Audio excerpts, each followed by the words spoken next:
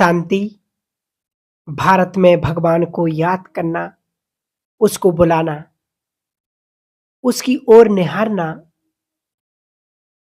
सहज रूप से चली आती है। जब किसी मनुष्य पर कोई मुसीबत आती है, जब कोई सहारा नज़र नहीं आता है, उसके जीवन में दुःख बहुत होते हैं। निराशाओं की कालीमा उसको कुछ मार्ग देखने नहीं देती है।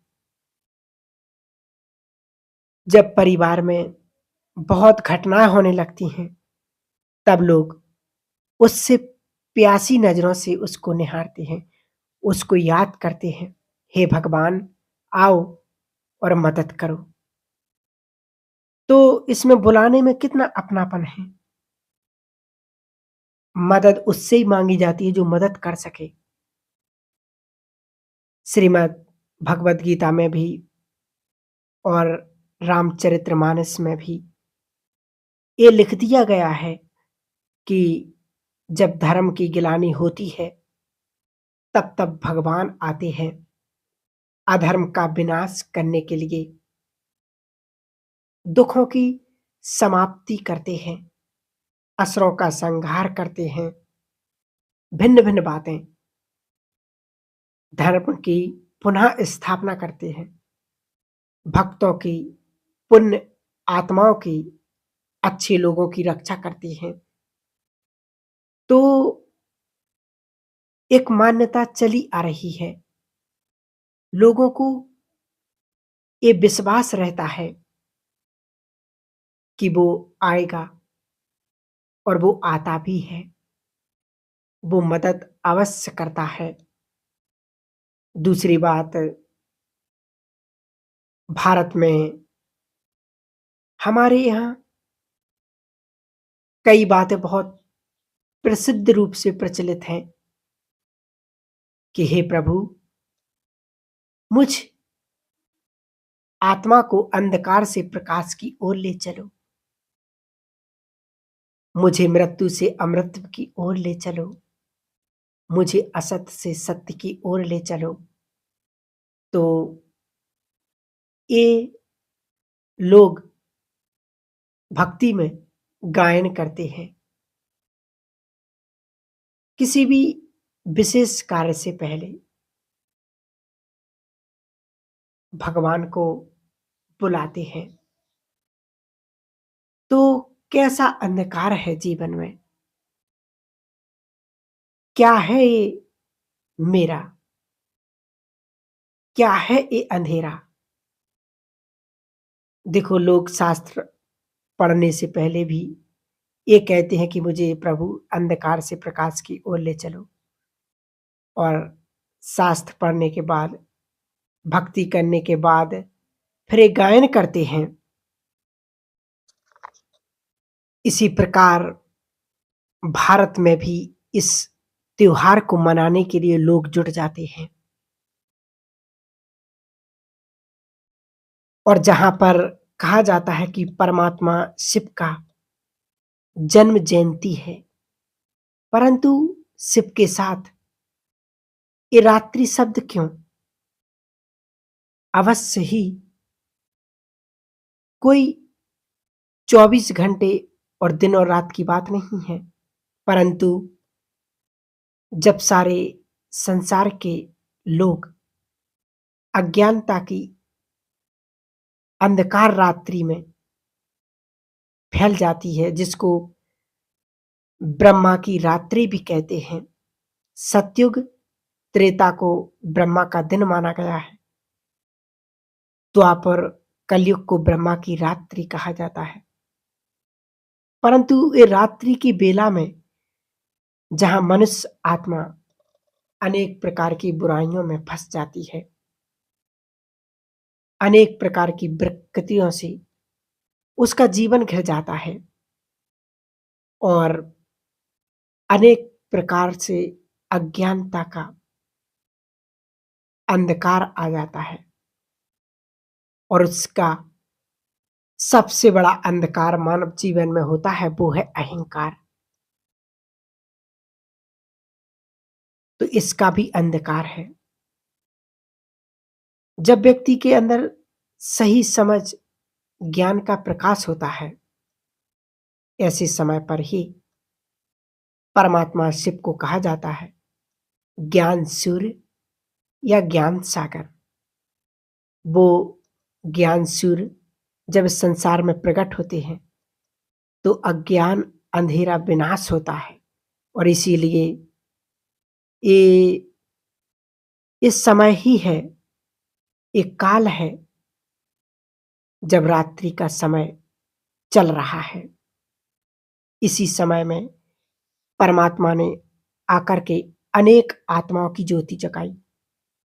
कहा जाता है कि जब ज्ञान का घृत पड़ता है तो आत्मा की ज्योति प्रज्वलित होती है, अर्थात उसके जीवन के अंदर से एक अंधकार का, अज्ञान का अंधकार नष्ट होता है।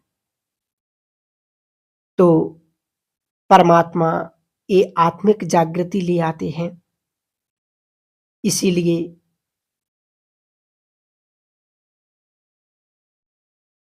भक्त लोग भी महाशिवरात्रि को एक तो रात्रि को मनाते हैं और रात्रि जागरण करते हैं।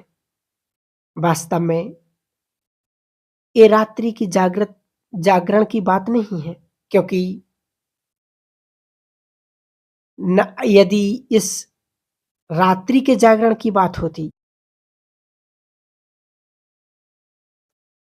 तो दुनिया के लोग भी नाइट शिफ्ट में काम करते हैं, तो फिर उनका तो रोज ही जागरण हो जाता है।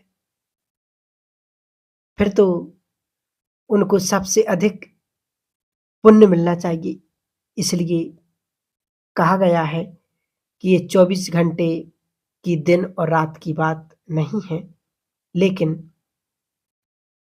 ये अनेक प्रकार की कृतियों के बस जब मनुष्य हो जाता है, तब अधर्म अपनी चरम सीमा पर आ जाता है।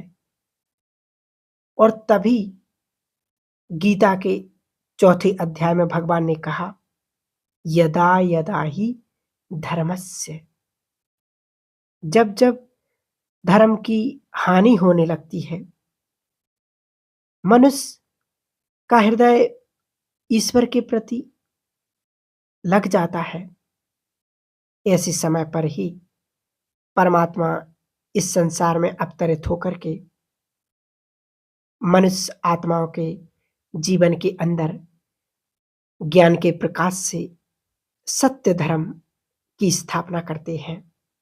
अधर्म का विनाश और सत्य धर्म की पुनः स्थापना करना ये परमात्मा का ही काम है। इसीलिए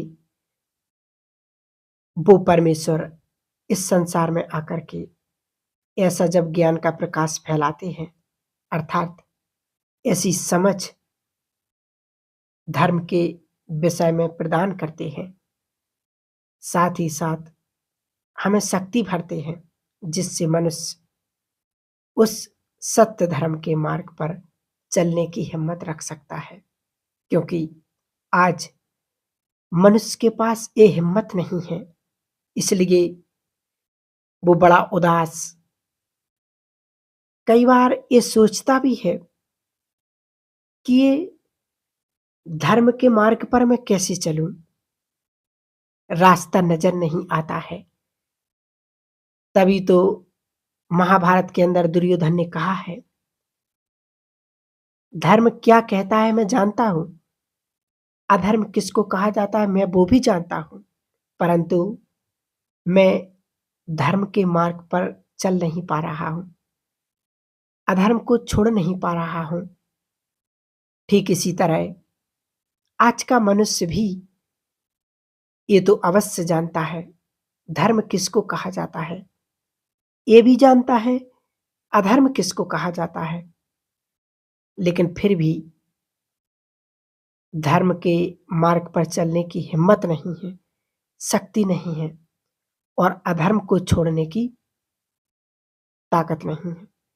तो ऐसे समय पर जब परमात्मा स्वयं इस संसार में अवतरित होते हैं, तब वो मनुष्य आत्माओं में वो शक्ति, वो हिम्मत भर देते हैं, जिससे मनुष्य अधर्म के मार्ग को छोड़कर और सत्य धर्म की मार्ग पर चलने की हिम्मत और शक्ति के साथ चल सकता है।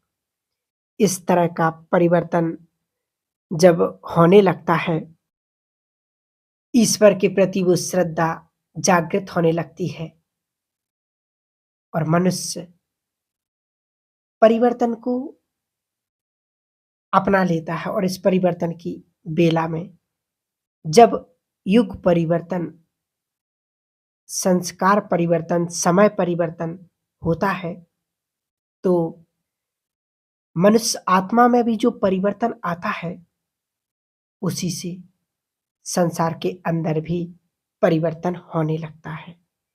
इसी के यादगार में हम सभी भारतवासी महाशिवरात्रि का ये पावन पर्व बड़े धूमधाम से मनाते हैं और यही सोचते हैं कि ये जागरण करने से, धर्म के मार्ग पर चलने से, जीवन के अंदर व्रत, नियम, संयम रखने से वो बहुत ऊंचाई को प्राप्त कर सकता है। तभी स्वर्ग लोक से एक पुष्पक विमान आकर के इस संसार से ले जाता है। एक नई दुनिया, स्वर्ग की दुनिया की ओर। इस नरक समान दुनिया से हर एक कोई चाहता है कि हम एक श्रेष्ठ दुनिया में जाएं।